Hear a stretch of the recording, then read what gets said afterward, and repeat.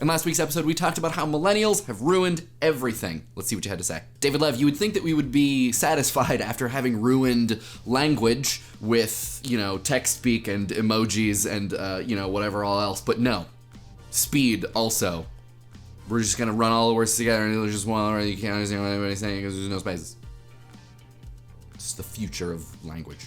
SivartAuhsoj, whose name I'm probably butchering, so I apologize for that, posted an Atlantic article which gets to something that I wanted to talk about in the episode, but we didn't really have time to get to, which is how diverse millennials are as a population group. Millennials, at least in most English-speaking countries and in Europe, are the largest population group to have ever existed. Millennials are the most racially diverse, and also the best educated, which I think is often misunderstood as the millennial stereotype of a person who lives in a city and has an advanced degree, and that is not the case. Millennials are actually, the standard millennial, as this Atlantic article points out, is someone who, doesn't have an advanced degree and lives in a house in the suburbs. So I think that this is a really interesting and necessary piece of background for what millennials are, which is, one of the things that we sort of suggested in the episode, not a monolith, and even less of a monolith than maybe previous generations. So yeah, this is a great read, totally worth your time. JKJ, FirstRisingSouI, and a bunch of other people made this really great point about how perhaps millennials will now have to be the ones to internalize this idea that the next generation isn't ruining the world, they are just doing things differently and viewing the world differently. And that maybe all of the attention that has been given to millennials as ruiners of things will finally teach us all a lesson that this is just how the world works and that, it's par for the course. Everybody just needs to chill out. And I wonder if that will not be the case. You would think that the same thing might have been said about the hippies, that the generation that contained a large portion of people who were dedicated to a kind of social awareness would realize in being judged for their politics that, they themselves should be wary about judging the politics of the young people who came after them. That didn't really end up being the case, at least not to a sort of widespread degree. But I'd be interested to hear what all of you have to say about this, whether or not you think that this somehow heralds a changing in the attitude of how generations relate to one another. I want to be hopeful and say yes, but my gut says no. Relatedly, Niko Tra and Melkor and a couple other people pointed out that it is ridiculous for me to claim to be a millennial because, I'm in my 30s and, I'm losing my hair. But turns out, if you follow the rules, if you agree with Strauss and Howe, who are the guys that Adam Conover makes fun of, I think rightly so, in his presentation, the guys who coined millennial, then yeah, I am a millennial by about, 4 years deep. So I am on the cusp, which is another thing that I think is, the designation of generations, especially the naming of them, strikes me as being particularly horoscope-like.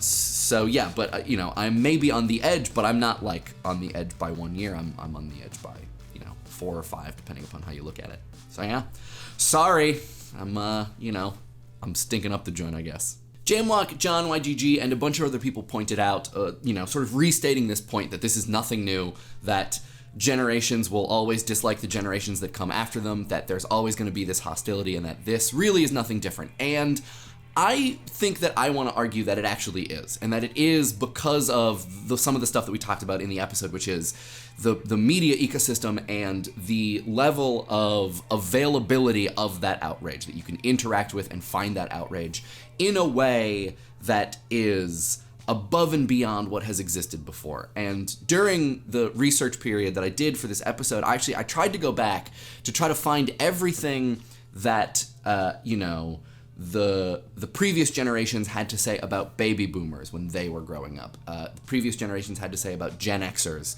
when they were growing up. What, you see on the internet all of these sort of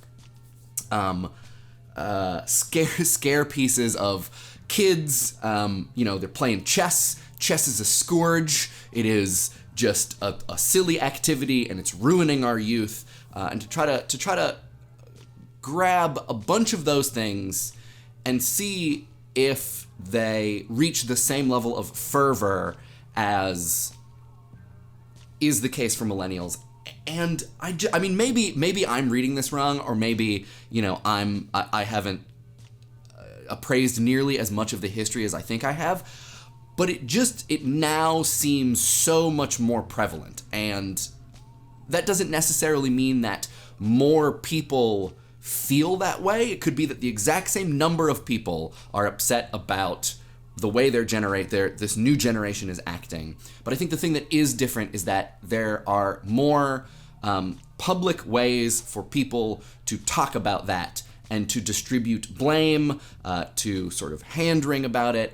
And I think that does sort of necessarily change the way we appreciate what is different about millennials in comparison to other generations. I don't think that it's entirely this sort of like technologically determined, media determined thing that, all of the agency is of course not on the media and technology that allows people to share this outrage and to have these discussions. But I do think that at least as a group of people affected by the way that they are portrayed by others, which is a thing that we talked about in our violence episode, I do feel like this is something, if not new, then at least distinct enough to be different. Cule Chick points the argument that was made in last week's video in, I think, terms that many millennials and younger people would put it in, where we sort of tried to accept this idea that, we're ruining things and things are dying because of millennials, and why is that? Cule Chick sort of puts it in other terms, saying that, what we're doing is we're building things, and that what millennials are responsible for is for connecting things, and for allowing things that do not meet those priorities, that do not reflect the politics that are sort of inherent to connection, recognition, of availability of resources, however you want to put it, letting those things sort of just make their choice and suffer the consequences. And I think that this is really at the heart of a lot of the creative destruction that I saw people talking about, which actually I gave a talk about a couple years ago. Maybe I'll put a link to some of the slides for that in the doobly-doo if you want to check it out. But yeah, the sort of creative destruction that millennials engage in, has to do with this priority for making space for people who have not previously been given that space, have not been afforded that space, have not been invited to it. And I think that this sort of gets to that weird, that truism that I think you see around a lot, which is that for population groups that have experienced nothing but sort of unmitigated privilege for a long period of time, any amount of sort of journey towards equality between them and other groups is going to feel like things are being taken away from them. It's going to feel like oppression when in fact it is more equal in more ways. And I think that, you might be able to say that is the case for the sort of stereotype of the millennial and the damage that we've caused. So yeah, this is a great comment. Thank you for writing this. Links to this one and all of the others in the doobly-doo. Will, I think that this is spot on. I think Homestar Runner and maybe Strong Bad especially, gave an entire generation the impression that they would be able to make a career out of check into emails.